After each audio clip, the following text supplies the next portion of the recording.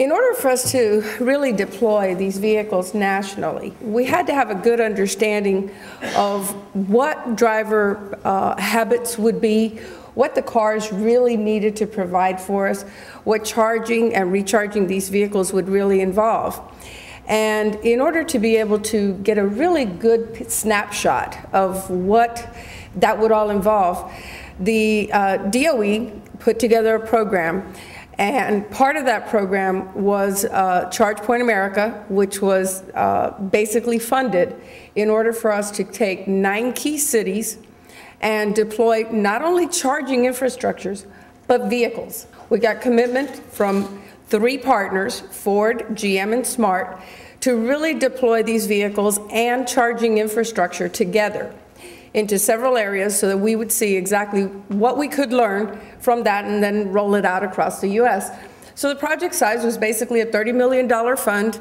9 cities, like I said, were selected, with Orlando being one of the key cities. Orlando soon became, although it was the last city added to this list, the top city in deployments. This raised a lot of eyebrows because here we were, you know, in Florida, and we had California that was always renowned for, you know, their sustainability efforts, and of course, Portland and other areas of the country that touted their superiority in this infrastructure. And all of a sudden, Orlando far exceeded the DOE's expectations. In fact, we had met 80% of their goals for us by November, which gave us a tremendous opportunity. We were able to expand our program into the Tampa Bay area. We were also able to stretch all the way across. So our program allowed us then to go from central or metro Orlando all the way to Daytona Beach, Titusville, across to Tampa, St. Petersburg, and most recently, Sarasota and Bradenton. And it was basically because we had such support in Orlando that we were able to grow, and we received additional stations, much more so than we were originally slated for because of the success of the program. So again, the basic needs of the program are that we would see what we would learn. We would coordinate stakeholders, OEM manufacturers, and really take a very team approach to learning exactly what the driver wants, what the driver needs, what is economically feasible, what isn't. As Jennifer pointed out in her presentation, not every site, although they were willing, was really acceptable, was really a good site. By the same token, some sites that we didn't feel initially would turn out to be good sites ended up being great sites. So we've learned a lot as we've gone through this process, and that's really what the whole goal of the program has been. So this is more or less a bit of a recap of all of the charging infrastructure. Currently, Orlando has about 102 units. We are deploying units at about 12 to 20 a week. It's a lot of units going in. So if there isn't one near you, there may be very, very soon. As soon as the units are plugged in, they go live, which means you can see them. You can see them on your Google Maps, on your navigation. You can find them on your iPhone, your Droid, any of the smartphones. So it's really about the driver being able to locate these units easily. And as we go, you know, across the U.S., our goal is to really have at least one unit in every 40-mile range area so that we will have tremendous coverage throughout the U.S. This is just Florida that you're seeing there on the map. You know, we've had some tremendous support from all of our cities. And yes, some of our locations may be locations where you wouldn't want to go and go out of your way to spend the day, but that is employee parking and employee recharging, which is a critical part of this program. The other thing is that our cities are leading by example. And we have literally universities all across and colleges that have embraced the technology because their students are learning how to repair these vehicles. They have sustainability programs that have developed. We're excited because so many of our employers are looking at embracing this so that they encourage their employees to really put that in. And of course, our hotels. It's going to be a really critical decision factor for everyone who's driving an EV. Where do I spend the night? If I always charged at home, and home today is the Holiday Inn, is there going to be a place for me to recharge my car? So really getting a good base of support is critical to this program. And we have been able to enjoy the support of many of our largest companies. So these are a couple of photos of some of our installations. And charging infrastructure comes in all shapes and sizes. Bottom line, we have everything from outside open parking to garage parking. We have units 5 floors underground in Washington, D.C. Universal type chargers with both of those are important in some areas but not important in others. If you look at a college campus, you've got electric bikes, electric scooters, and all of these have to be serviced in addition to our high-speed vehicles. So what we wanted to do was put in an infrastructure that was universal to the driver and universal to the vehicle. And as you can see, we've got some solar. This is in Asheville, North Carolina. It's a bright field, and it is completely a solar-powered charging station. They have, it's completely freestanding. It actually feeds into the grid, but it also has batteries that store energy overnight so that they can use, from the stored energy, and only after depleting that stored energy does the vehicle pull from the grid. And these freestanding locations that are open require very, very important safety requirements. As we heard, liability is a critical concern for hosts. And those stations are designed so that as soon as there's a disconnect, there's no energy flowing. So you're going to have an end-to-end connection with the vehicle. You can literally put a screwdriver right into the outlet. There is no power there. There's no risk of anyone ever being injured because of a shock, because these units are designed that unless there's an end-to-end connection with the vehicle, no power flows. The other factor is we needed to have GFIs that would reset.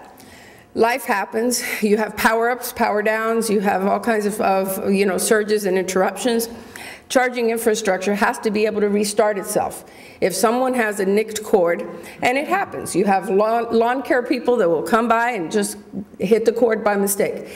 We have to know that it was safe to charge our vehicles, and the only way to do that is a professional charging station that's going to be able to test that line and make sure that it is safe for power to transfer. And this is one of the reasons why the J17 connector is such an important part of this, because it is a two-way communication that we have enabled with the charging infrastructure. Got a couple of more installations.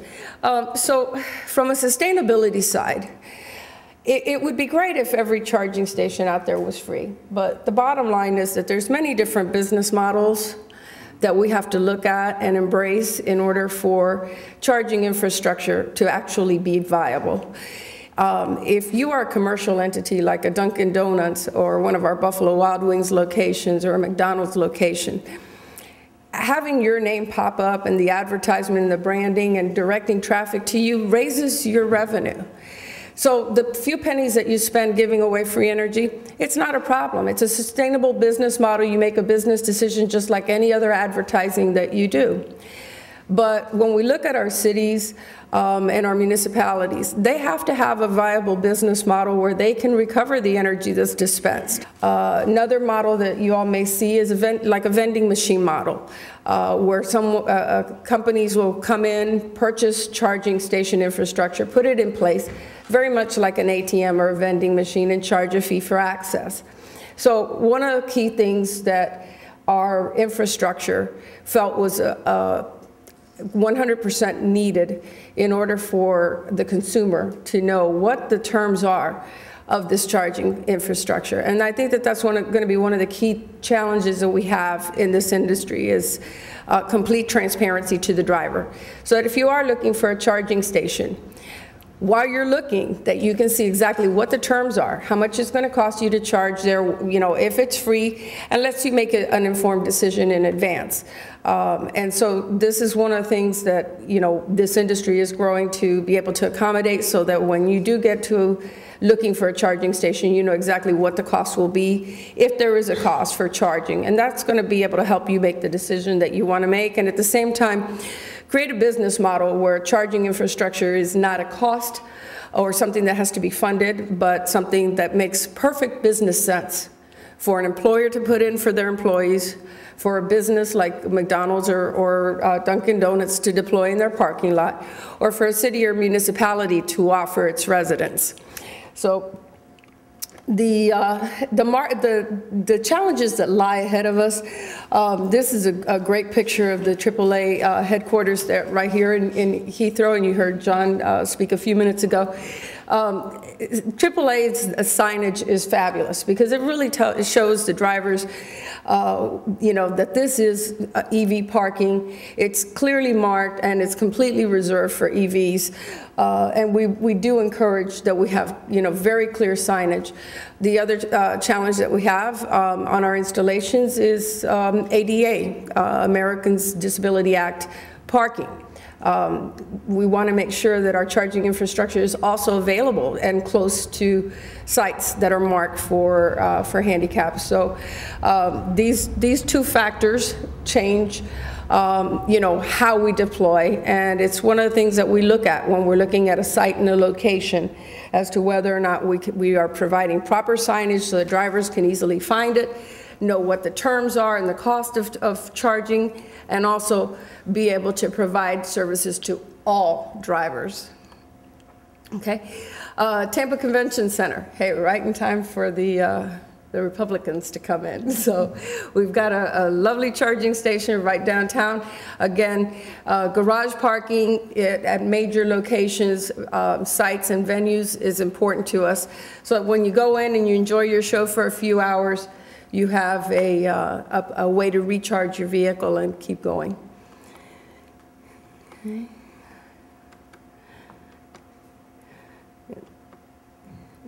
So what has charging infrastructure done as far as you know, bringing economics and the viability of this new economy to Florida?